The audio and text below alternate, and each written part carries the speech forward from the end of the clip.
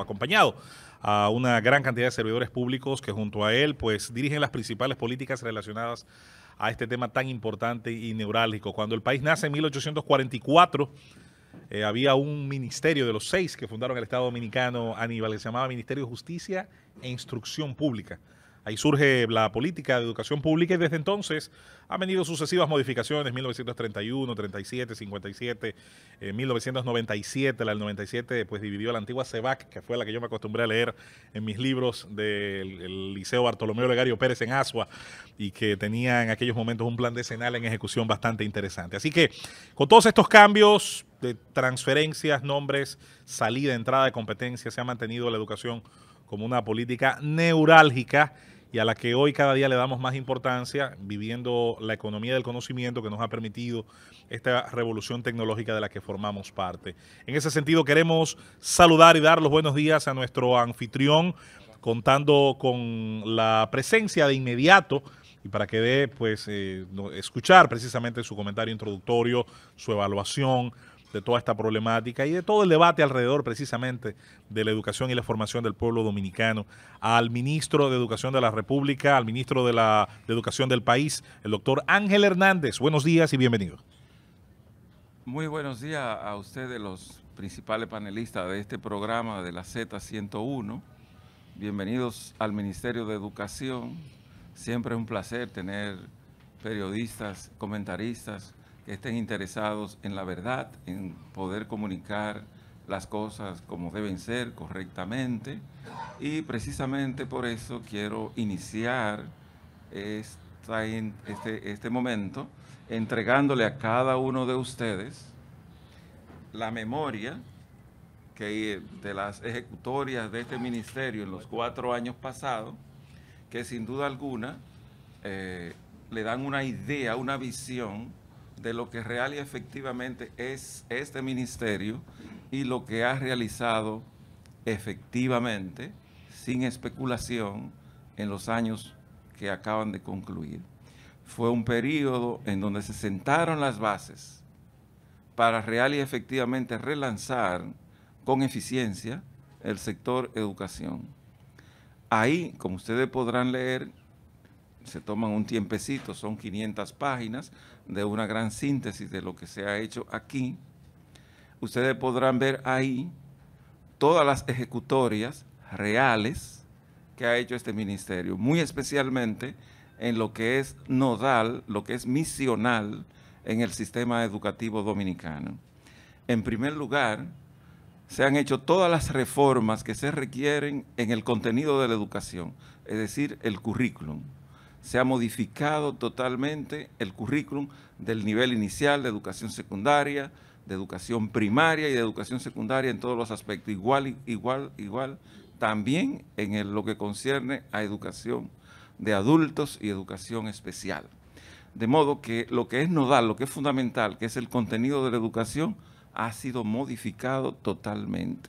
Además, en consonancia con eso, pues también se ha realizado un nuevo sistema de evaluación. Yo digo un nuevo, pero para educación inicial, para educación primaria, para educación secundaria, para educación especial, para educación técnico profesional, hay también un sistema de evaluación particular para, evaluar a los jóvenes en función de las características del nivel en que se encuentran.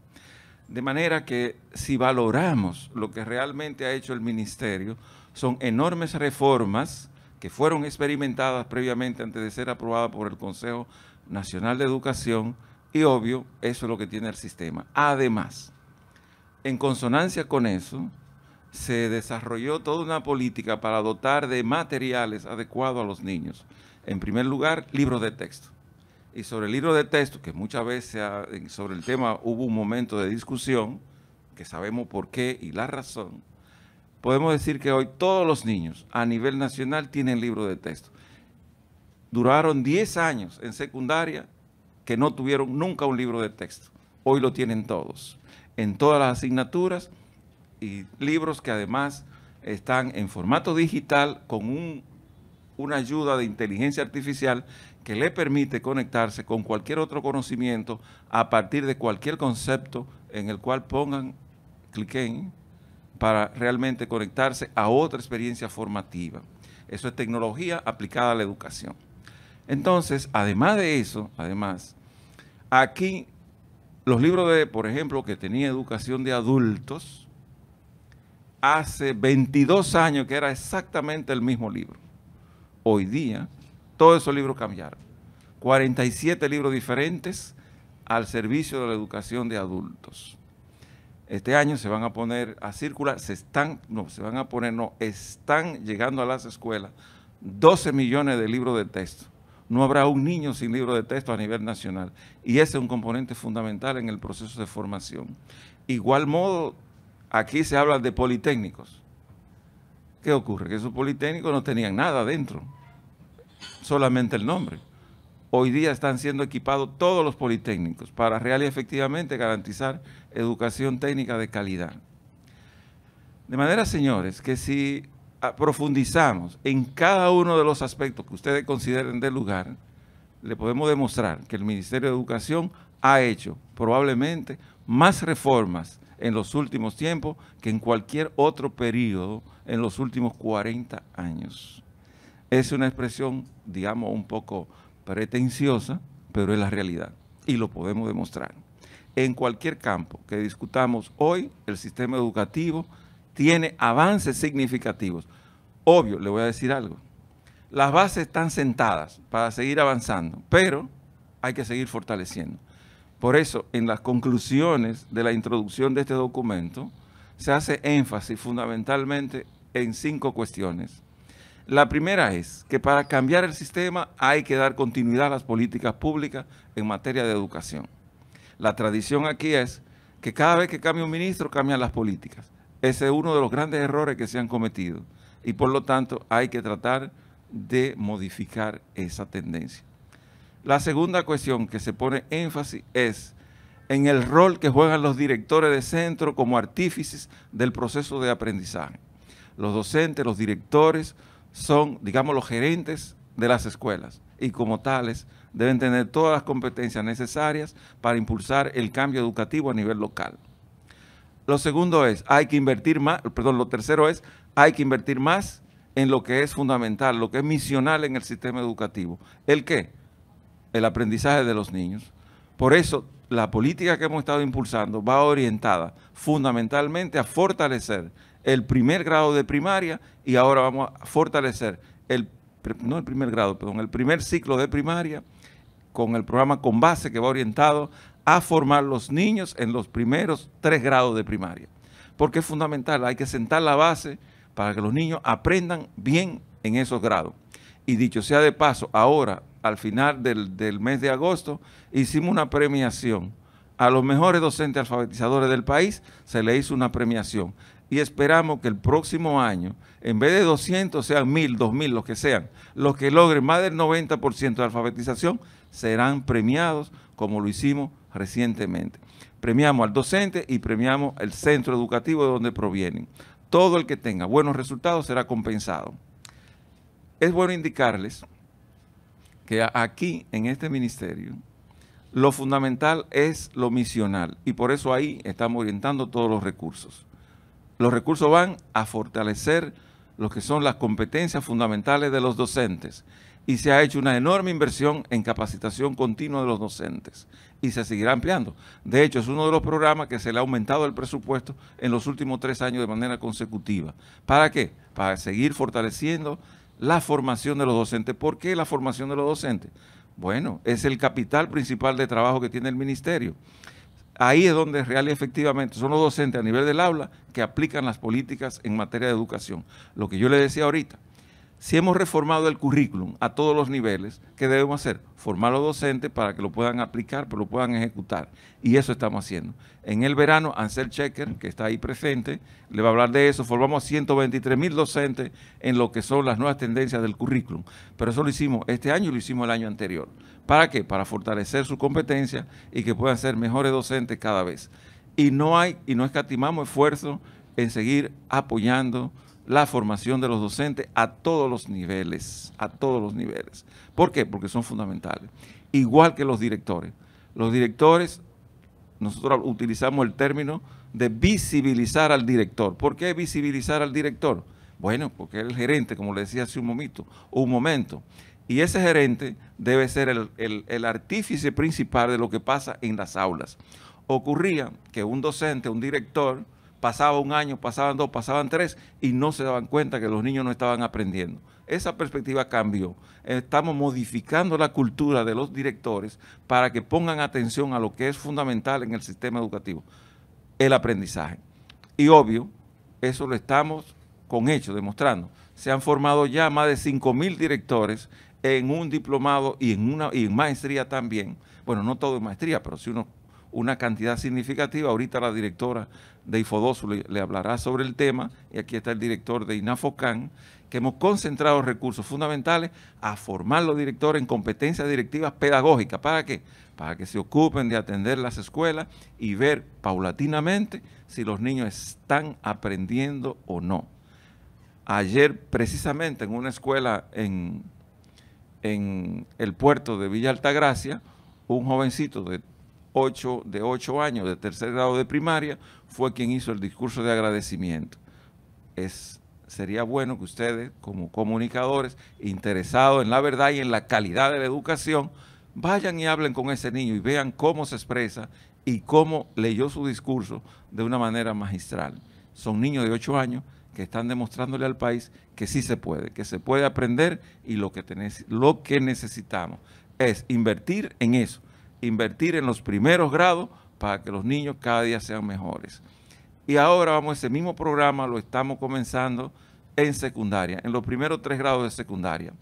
¿Por qué los 3 primeros grados de primaria y los 3 primeros grados de secundaria? Hay una ley de efectos recíprocos. Si los niños de primero, segundo y tercero de primaria se forman bien, eso va a impactar positivamente en los niños de quinto, de cuarto, quinto y sexto. Igual va a ocurrir en bachillerato. Fortalecemos los primeros 3 grados y eso va a impactar en los 3 grados siguientes. De manera que es una política integral, no estamos inventando nada, estamos viendo lo que han hecho otros países que le ha dado resultados. ¿Qué le ha dado resultados? Fortalecer la formación de los directores, fortalecer la formación de los docentes, vincular la familia al proceso educativo y, sin duda alguna, invertir mejor los recursos en lo que es nodal, materiales para el sistema educativo y formación de docentes para que lo puedan hacer cada día mejor. Adelante, Rosendo, vamos a aprovechar al ministro. Ministro, para nosotros un verdadero placer compartir con usted esta mesa hoy en este programa que definitivamente es de mucho interés para todo el país. Y es de mucho interés para todo el país porque el Ministerio de Educación es la institución pública que recibe la mayor cantidad de recursos del presupuesto nacional. Entonces, la gente ha insistido mucho y la opinión pública ha insistido mucho, y yo creo que por eso es tan importante este programa, para que aclaremos todo. La gente ha insistido en que esa gran inversión que está haciendo el Estado, que está haciendo el país en educación, los resultados no comienzan a verse. Entonces, en función de todas estas transformaciones, estas reformas a las que usted se refiere en la mañana de hoy, y con ese lema, cambiemos el país desde las aulas, ¿para cuándo vislumbra el ministro de Educación que será tangible el progreso de la educación básica en la República Dominicana? Bueno, es una excelente pregunta, pero yo le voy a decir lo siguiente. Los cambios en educación no son automáticos. En realidad, por ejemplo, esta reforma que está pensada ahora tiene 1 año de aplicación. Los niños que resulten de ella serán 12 años después. La cuestión es no perder la perspectiva y seguir insistiendo en lo que es fundamental, fortalecer el aprendizaje de los niños desde los primeros grados y luego continuar con eso todo el tiempo, garantizar que todo el tiempo se insista en lo mismo. Lo fundamental es el aprendizaje en las aulas, y sobre eso, para eso se requieren básicamente, ni siquiera se requieren recursos para eso, se requieren buenos docentes bien formados, se requiere padres vinculados al sector de educación y que el tiempo dedicado al aprendizaje de los niños se cumpla con eficiencia.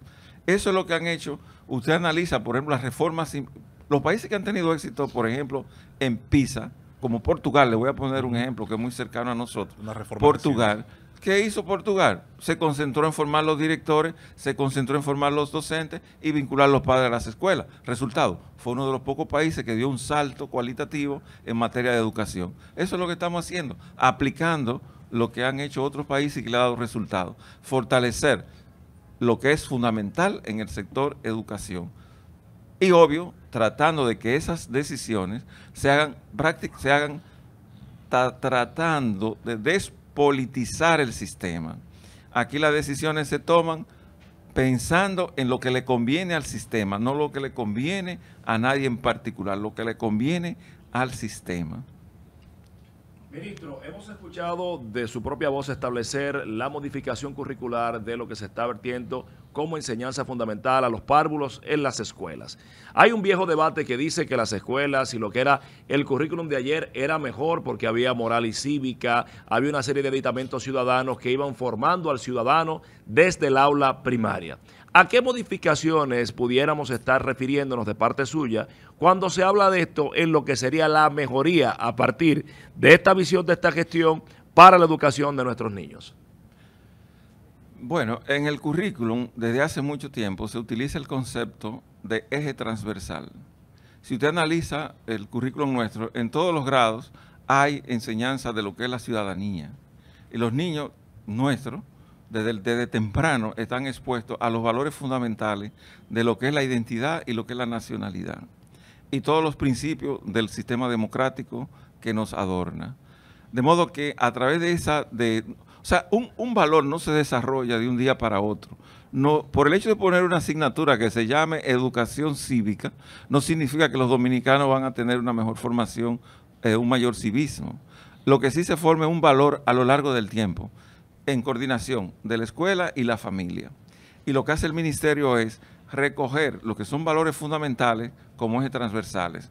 Por ejemplo, por decirle un ejemplo, el concepto de democracia, porque usted ponga una asignatura que se llama democracia, no significa que el dominicano va a ser más democrático. Ahora, a lo largo del curso escolar, se le enseña a los niños el respeto de la autoridad, se le enseña a los niños lo que son los símbolos patrios, se le enseña a los niños lo que es el Estado, cómo está constituido, cuáles son los poderes del Estado, etcétera, etcétera. Es la práctica que demuestra que los niños van al final a aceptar como válido el sistema democrático y van a participar en los procesos electorales porque están definidos y lo conocen. De manera pues que no es una asignatura, es todo un proceso que se da a lo largo del curso escolar.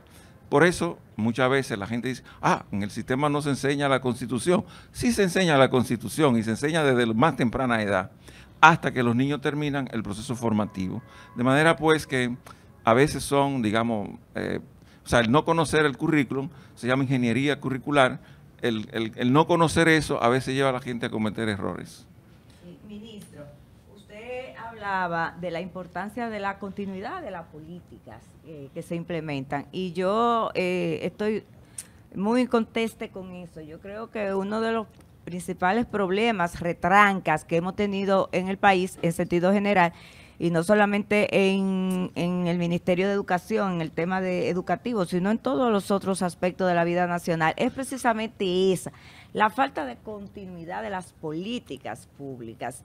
Y en ese sentido, pues me gustaría saber qué pasó con el Pacto por la Educación, qué pasó con el plan que se presentó en el año 2021-2023, porque vemos que ahora usted está presentando pues un plan decenal, o están trabajando de cara a un plan decenal que han denominado Horizonte 2434. Pero ¿qué ha pasado con esos otros dos planes tan importantes para el sistema educativo nacional, principalmente el más reciente, el del 21-24? Sería bueno conocer, qué logramos con eso, bien, dónde estábamos, a qué punto llegamos y a partir de ahí, pues entonces ahora aplicar un nuevo plan.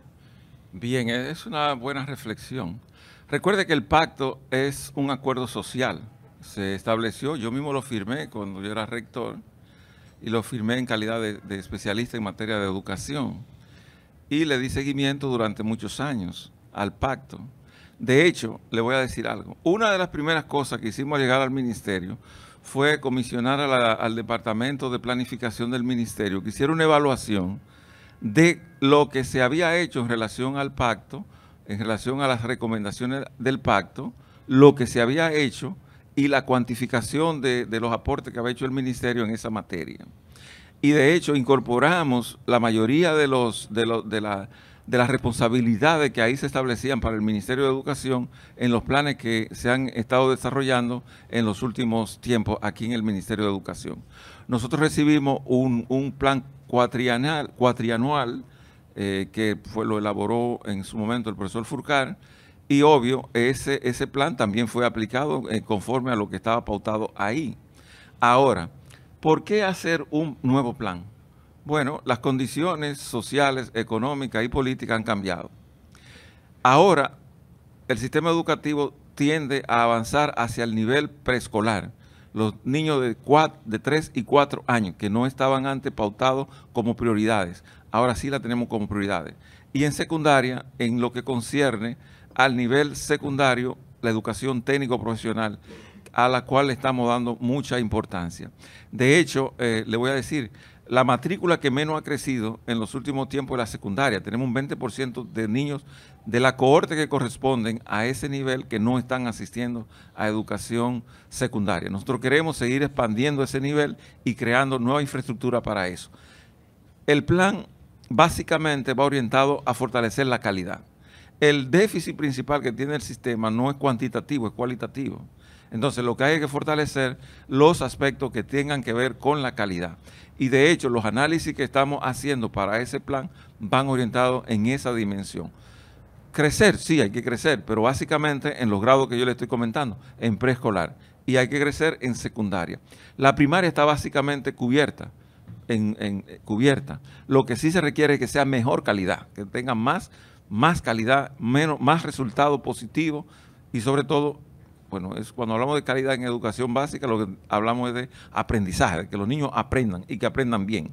Entonces, en eso es que estamos concentrados y en eso, por eso el rol que estamos teniendo y lo que estamos dándole a INAFOCAM para que fortalezca la formación de docentes y la dotación de recursos.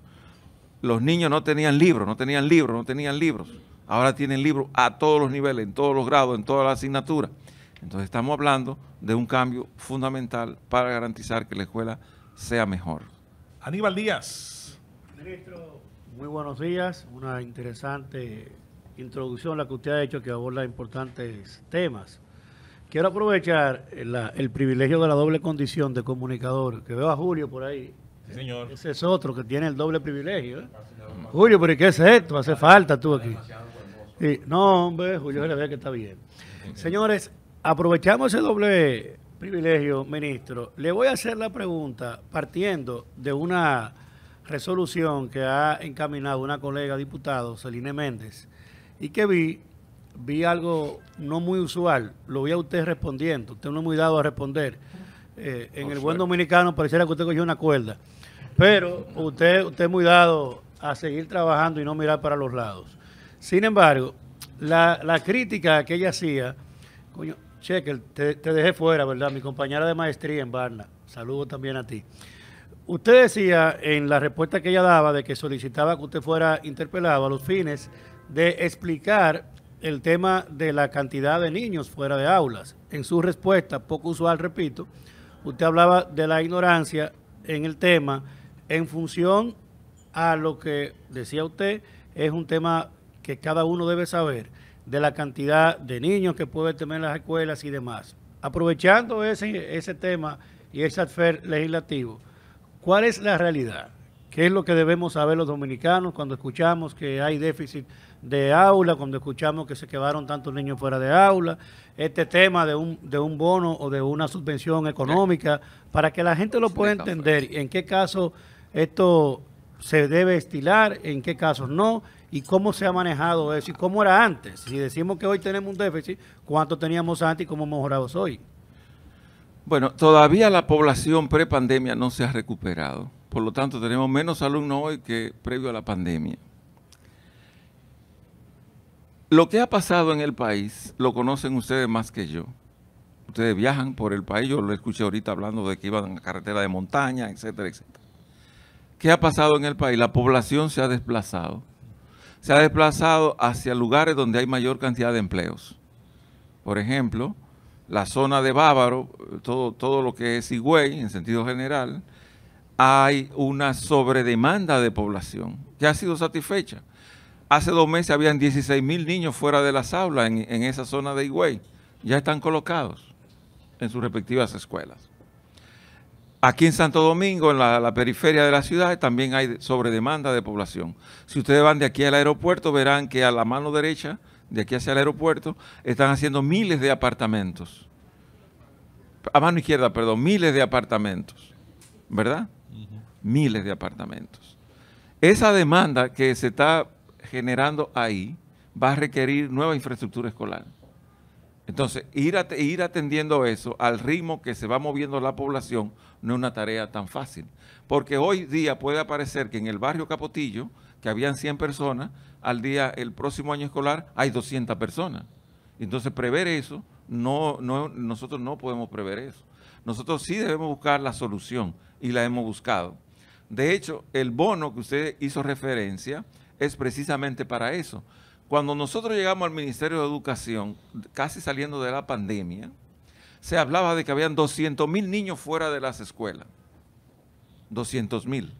Bueno, se hizo lo necesario, se alquilaron espacios, se buscaron, recuerde que en ese momento habían cerrado más de 300 colegios y esa gente buscó espacio en el sector público, ¿verdad?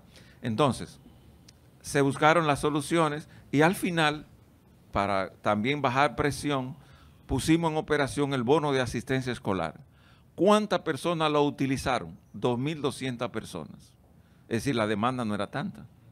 No era tanta. Ahora, el año que acaba de terminar, el bono, ¿cuántas personas lo utilizaron? 4,800 personas. Ahora, al día de hoy, ¿cuántas personas lo han utilizado? 5,100 personas. ¿Verdad?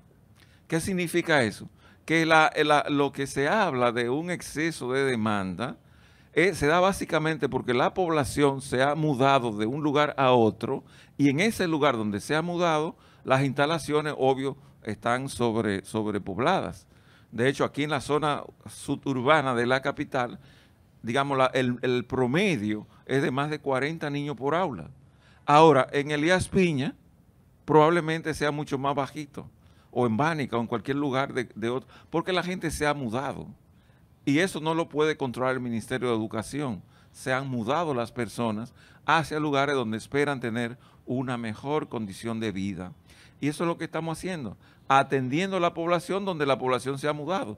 Pero obvio, la rapidez de respuesta de planificación y del Ministerio de Educación está muy condicionado por la infraestructura que hay en la zona a donde la población se mueve. Entonces, ¿qué hacemos? Adecuamos espacio al interior de la escuela, alquilamos locales alrededor de la escuela y también acudimos a los colegios privados, que también son infraestructura.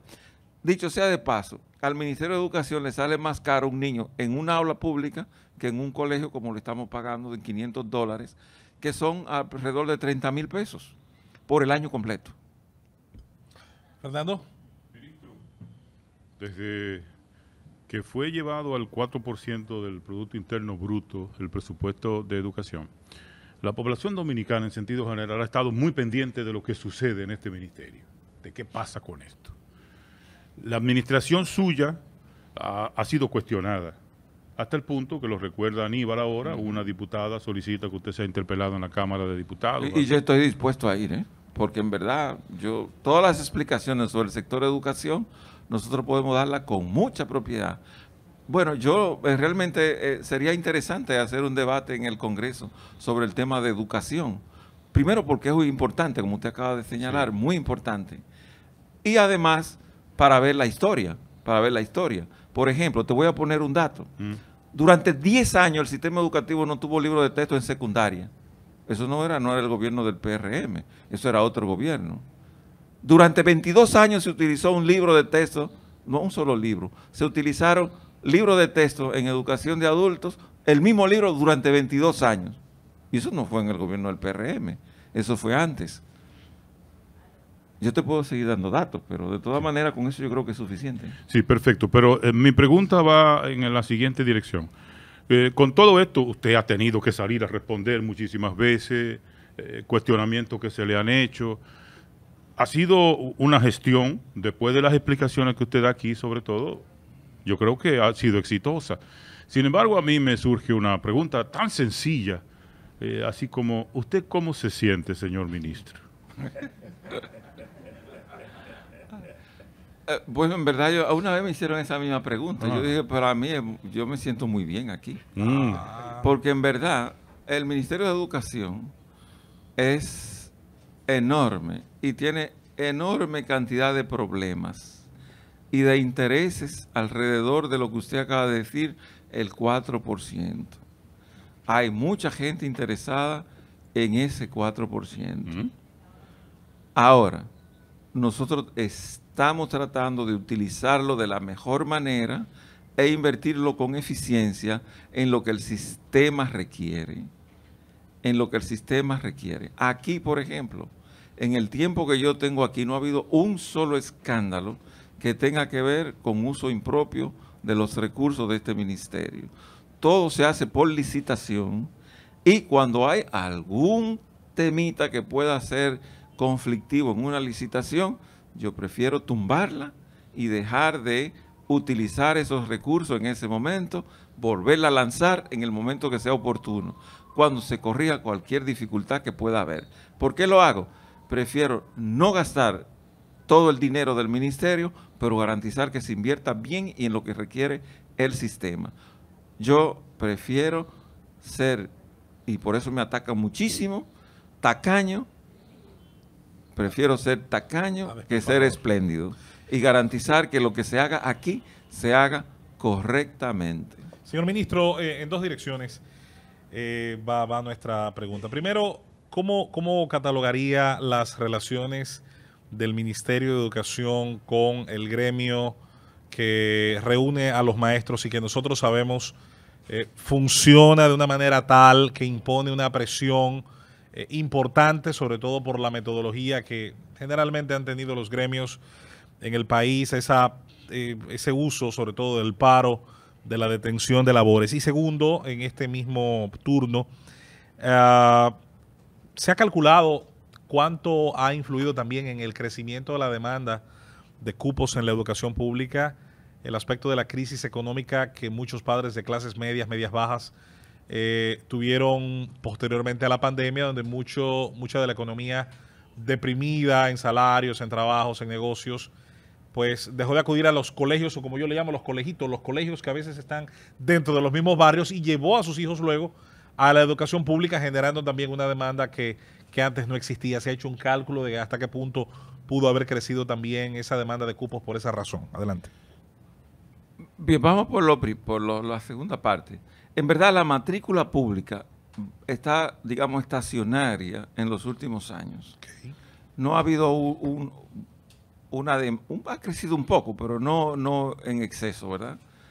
Porque también la población no está creciendo al ritmo que lo hacía antes. Y durante la pandemia cerraron más de 300 colegios y esa gente buscó espacio en el sector público, ¿verdad? Y probablemente no se han vuelto al sector privado. Porque en el sector, en educación, los niños reciben alimentos, reciben ropero, hay una cantidad de condiciones que ayudan a que la familia tenga menor presión económica en ese espacio. Yo creo que las familias buscan en educación un poco de estabilidad, sí. Porque en definitiva aquí hay más condiciones para la gente digamos de menos recursos para poder mantener sus hijos, y sobre todo en tanda extendida, donde hay unas condiciones muy particulares que ayudan a la economía de la familia. Sí.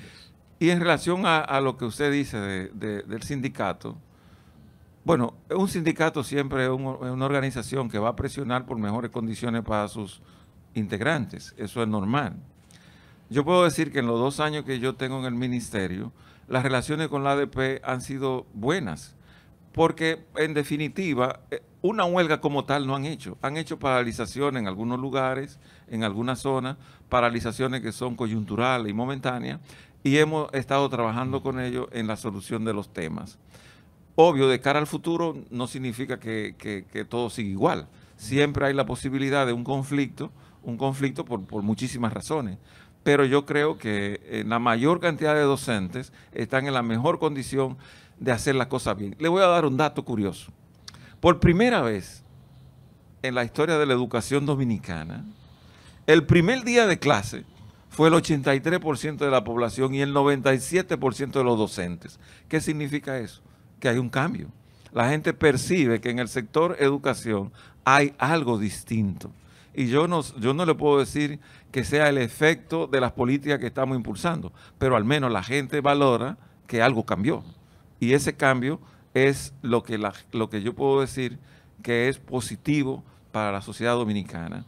Yo creo que ahora lo que importa, como decía la señora Julieta, es precisamente eso, que las políticas continúen aplicándose al ritmo que van y garantizar que todos los sectores, como bien señaló el presidente en su discurso al inicio del año escolar, se involucren en la solución de los problemas educativos. El tema educativo no es un tema propio del Ministerio de Educación, es un tema de la familia, es un tema de los empresarios, es un tema de usted, de la prensa, que deben tener una posición muy clara en relación a lo que es importante y lo que es secundario en materia de educación y, obvio, el apoyo necesario. Yo no le estoy diciendo apoyen al ministro Ángel Hernández, no, apoyen el sector educación. Apoyando el sector educación, ustedes están apoyando el futuro de la sociedad dominicana. Ahí es donde se forman los niños, ahí es donde se forman, cada uno de ustedes, ¿se formaron dónde? En las escuelas dominicanas. Probablemente algunos de ustedes lo hicieron en escuela pública, igual que yo. Yo vengo de la escuela pública y yo no salí tan malo. Yo salí una persona inteligente, que real y efectivamente ha dado resultados a este país. Entonces yo espero que así siga ocurriendo a nivel nacional, que todo el mundo se involucre en lo que es fundamental, en lo que es nodal para este país, que el sistema educativo sea bueno. Y si todos aportamos un chin, se da cada día mejor. Ministro, hay un tema que también ha sido muy debatido en el país y es permanente, y es la presencia de una gran cantidad de niños, de jóvenes, de descendencia haitiana en escuelas de la República Dominicana. Le he escuchado a usted defender que el país no puede negarse a eso porque nuestra Constitución establece el derecho de todo niño a recibir educación. ¿Cuánto estaría el país invirtiendo en estudiantes de origen haitiano? Pero lo más importante, ¿hasta qué nivel de la educación están llegando en su mayoría esos niños haitianos? ¿Están completando el ciclo básico, por ejemplo? Bueno, esa es una buena pregunta. Las convenciones nacionales e internacionales indican que el derecho a la educación es universal. La ley de educación es tan amplia que precisa lo siguiente en su artículo 7. La educación es gratuita, universal, para todos los habitantes del país. Todos los habitantes del país. Y hay en el sistema educativo no solamente nacionales de origen haitiano, hay de muchas nacionalidades. De muchas nacionalidades. Pero el tema de la presencia de estudiantes de origen haitiano en las escuelas es un tema migratorio. Cada día entran ciudadanos de otros países a nuestro territorio. Obvio, hay dos posibilidades. Que el país los margine y hagamos un gueto, como en la apartheid en Sudáfrica. Esa es una posibilidad, aislarlo, no darle acceso a la educación. Y la otra posibilidad, que es la que yo creo, es cumplir con el derecho universal a la educación. Eso permite que independientemente de quién sea la persona, tenga la posibilidad de ser educada en los valores del pueblo dominicano, en la idiosincrasia del pueblo dominicano. De modo que las personas comprendan más lo que es el país, lo que es su cultura, lo que es la nacionalidad, en este caso, dominicana. Yo a veces, cuando esa pregunta me la han hecho, yo la devuelvo atrás con lo siguiente. Hay muchos dominicanos que están ilegales en España, en Francia, en Alemania, en Estados Unidos, etc. Si un padre dominicano, por la razón que sea, no envía a su hijo a la escuela, aún estando ilegal, van a preguntarle que por qué el niño no está en la escuela. Porque debe estar en la escuela. independientemente del país que sea. Entonces yo creo que lo mejor que se puede hacer es garantizarle a todo el mundo un nivel adecuado de educación. Los niños que entran aquí no son marginados, nosotros les damos la oportunidad de que estudien, porque es un derecho universal. Algunos concluyen el bachillerato, otros no, se quedan en el camino, otros retornan a su país. Bien, la mayoría probablemente retornan, pero muchos se quedan en el país.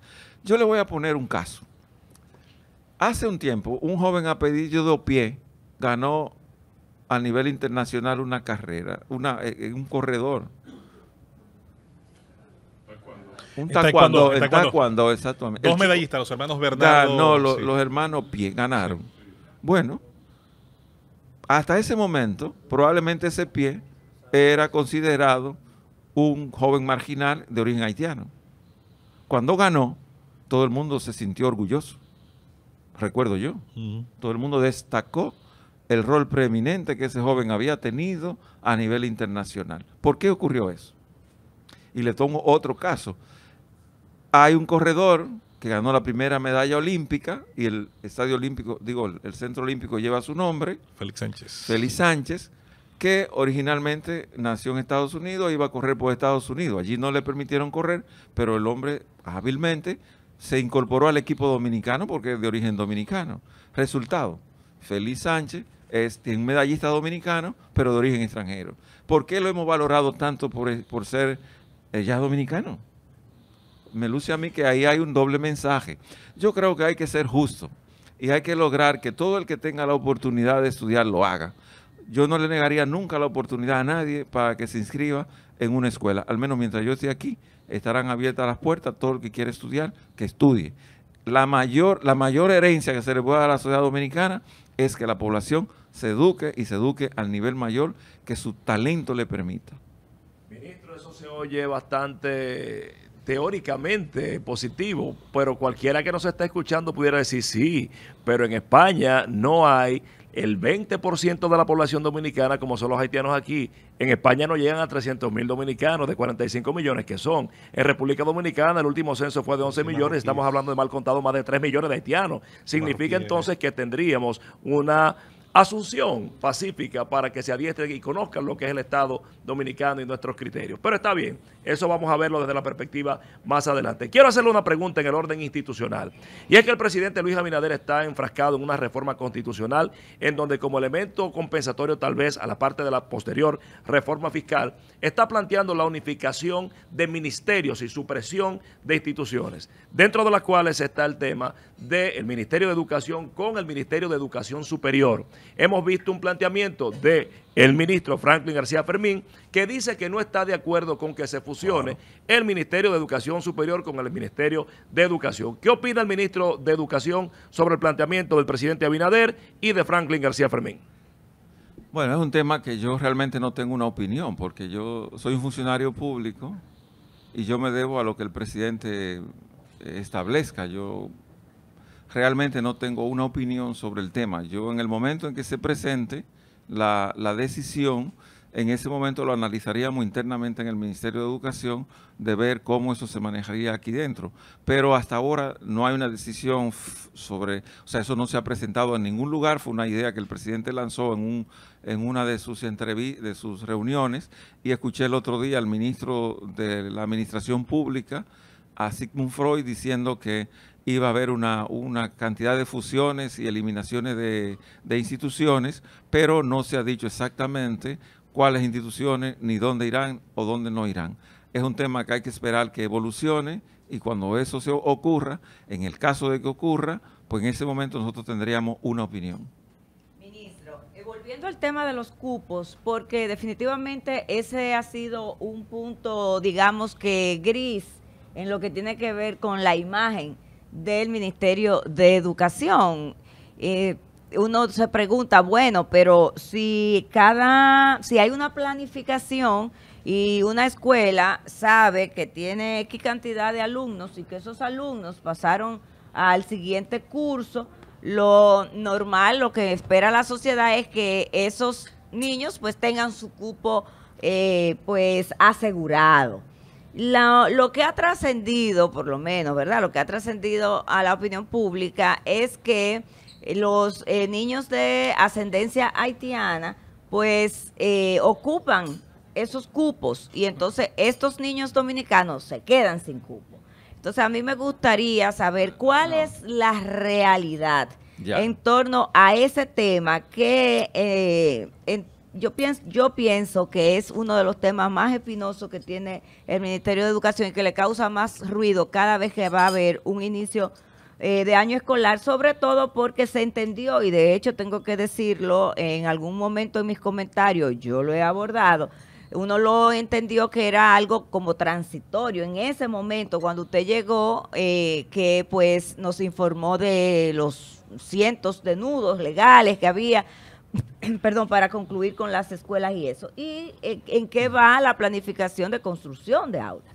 Bueno, aquí está el director de infraestructura que en su momento va a intervenir, pero yo le puedo decir, el tema del cupo en las escuelas, de la falta de cupo, no está determinado porque un niño haitiano esté ahí.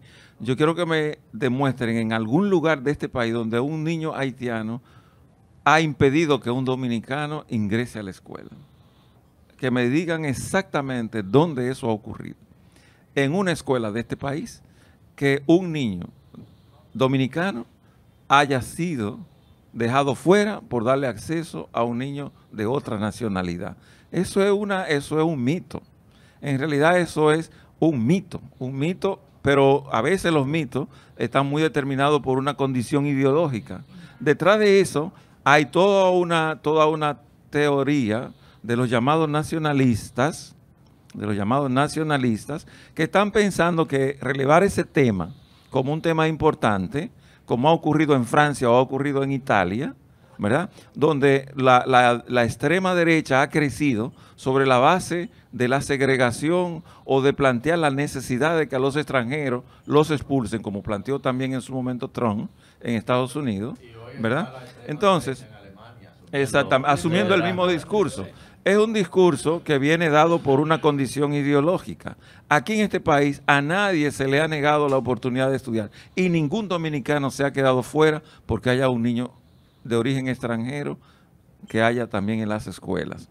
Ahora, le voy a decir lo siguiente. El ministerio sí tiene planificación, pero nosotros no podemos prever que una familia de Bánica, de donde es mi compañero aquí de la derecha, vecino suyo, vecino también, sí. Uno no puede prever que una familia de Bánica decida mudarse a Verón en Higüey. Eso no lo determina nadie. Ahora, cuando ya está en Verón, la responsabilidad de nosotros es buscarle un espacio. Y eso hacemos. De manera que, en realidad, el tema del cupo es un tema complejo. Nosotros estamos trabajando activamente y hoy yo puedo, bueno, probablemente Anselco en su momento le indicará cuántas personas ya al día de hoy han sido colocadas en espacios ya de privados. Ella ya tiene esa información ahí a mano. Ahora, sí le puedo decir, la matrícula como tal no ha crecido en los últimos años. Se ha mantenido estable en el sector público, alrededor de 2.070.000 alumnos, alrededor de ahí, un poco más, un poco menos. Ahora, ¿qué ha pasado? El tema no es de crecimiento de matrícula, el tema es de movilidad de la población. Entonces, esa movilidad de la población es difícil de responder y de atender en la dinámica que se produce. Y vuelvo a poner el ejemplo, vayan de aquí a lo que es la zona de la ciudad Juan Bosch. Toda esa zona hacia la base militar está llena de nuevos apartamentos.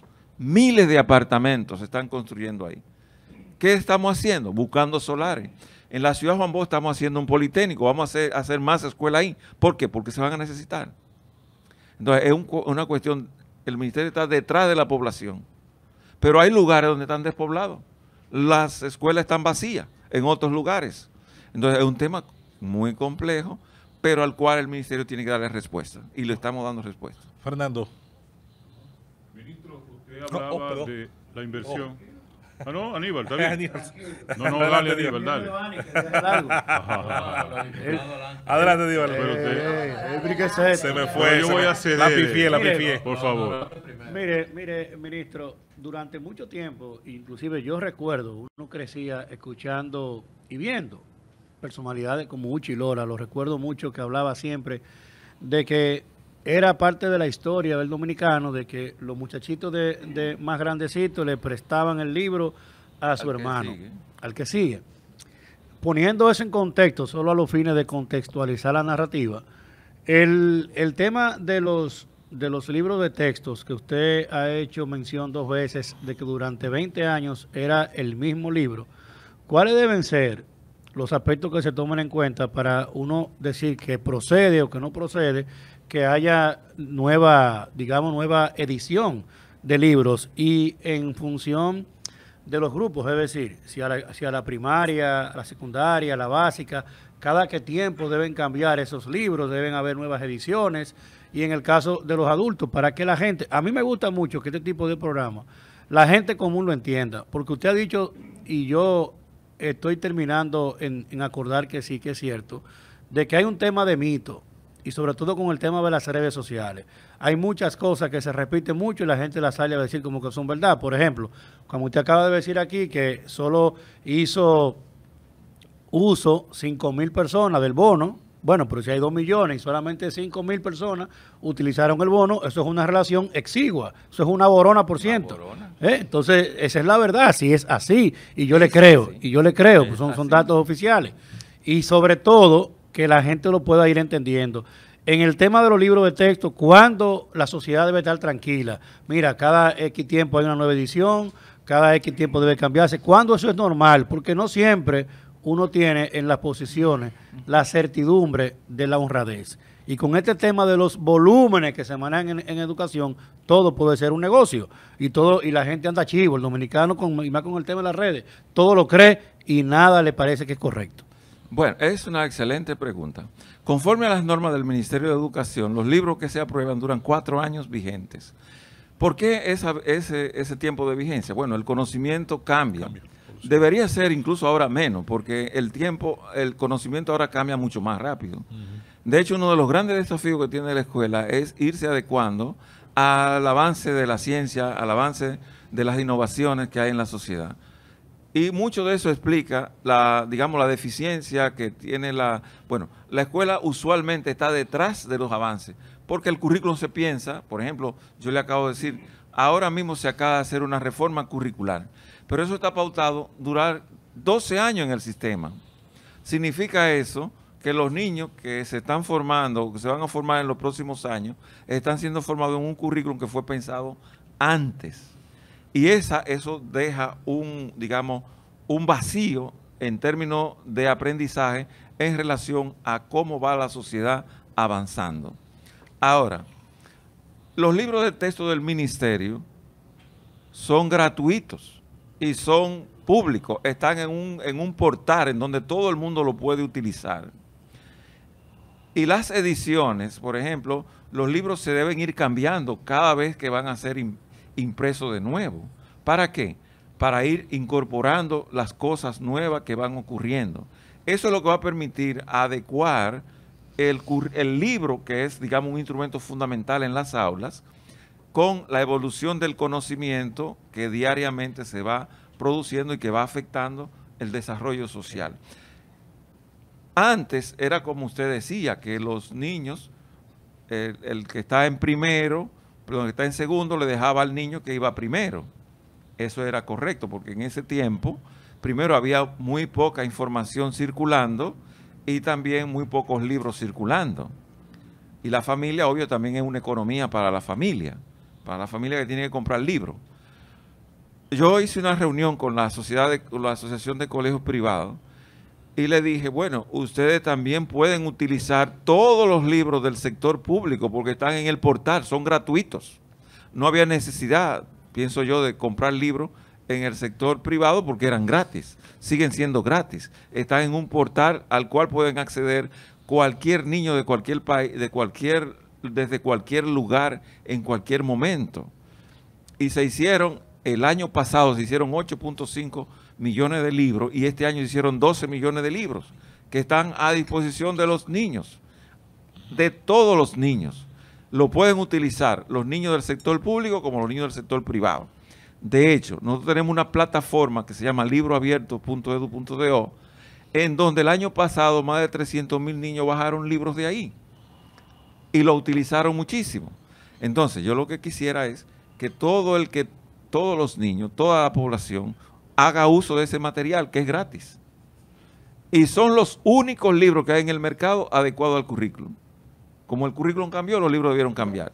Son los únicos libros que hay en el mercado que están adecuados al currículum que tiene el sistema educativo dominicano al día de hoy.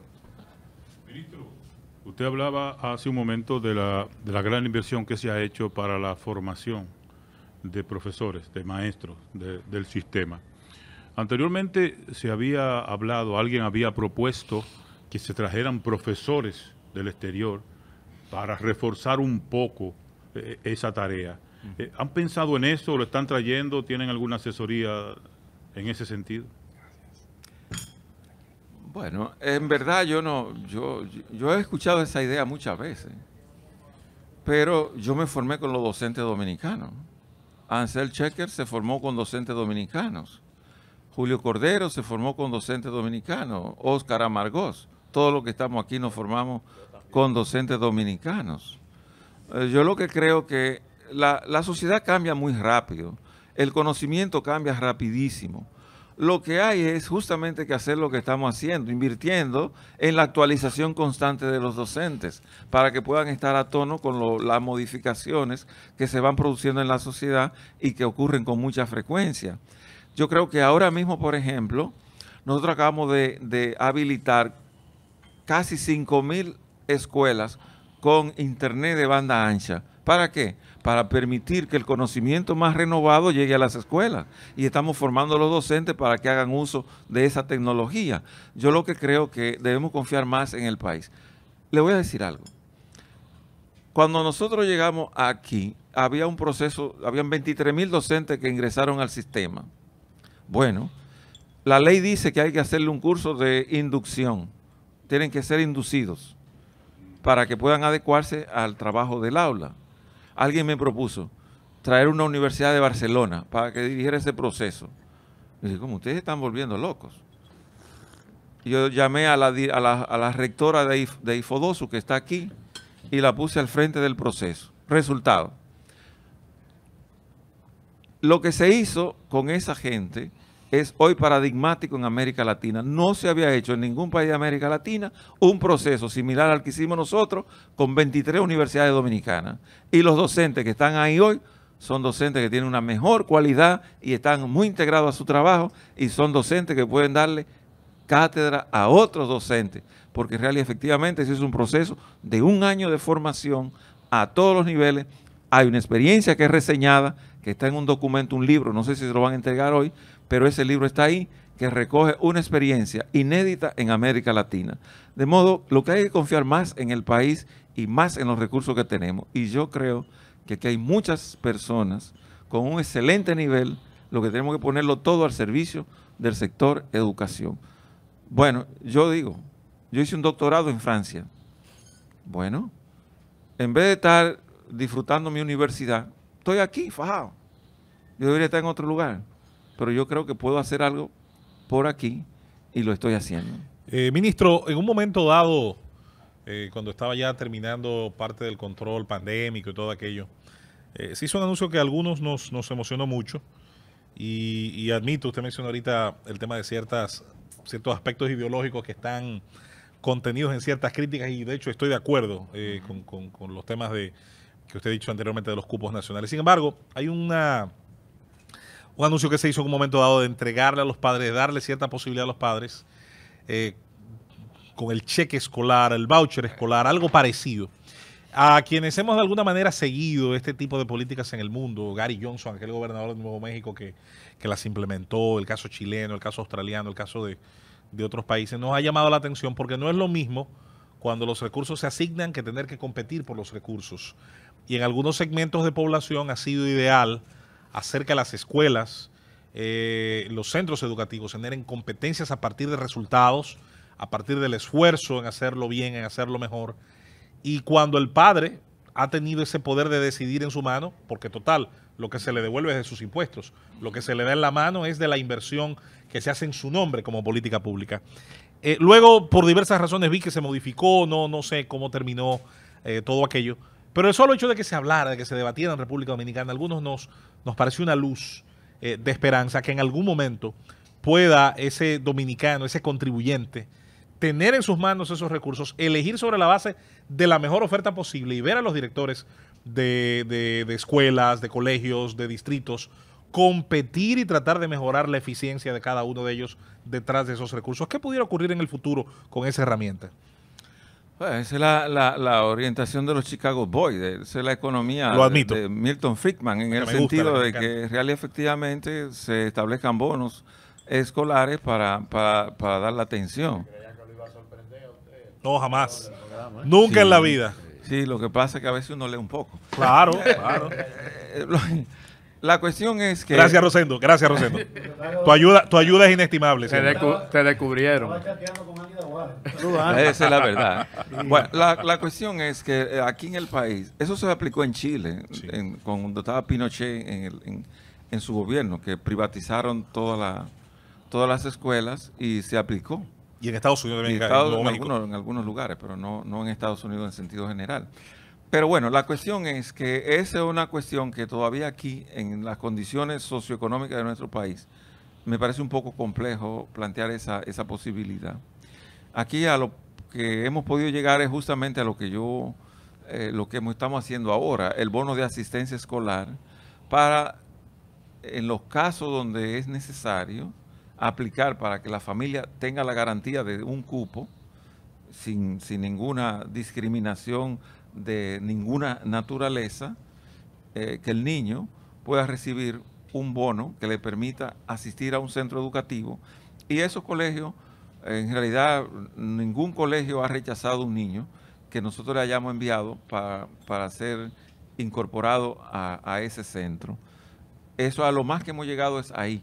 Aquí no se ha planteado eso como una política pública de transferir a las familias los recursos del presupuesto para la atención a los niños en su escolaridad. Ministro, eso no se ha planteado todavía. Para complementar eso mismo, cuando se da el bono, esos colegios, pregunto, no lo sé, esos colegios asumen una parte de esa escolaridad, porque yo escucho ese monto como que no es ínfimo. No, bueno, lo que pasa es que los niños de los niños que acuden a la escuela pública no son los niños de clase media ni clase alta, son los más pobres.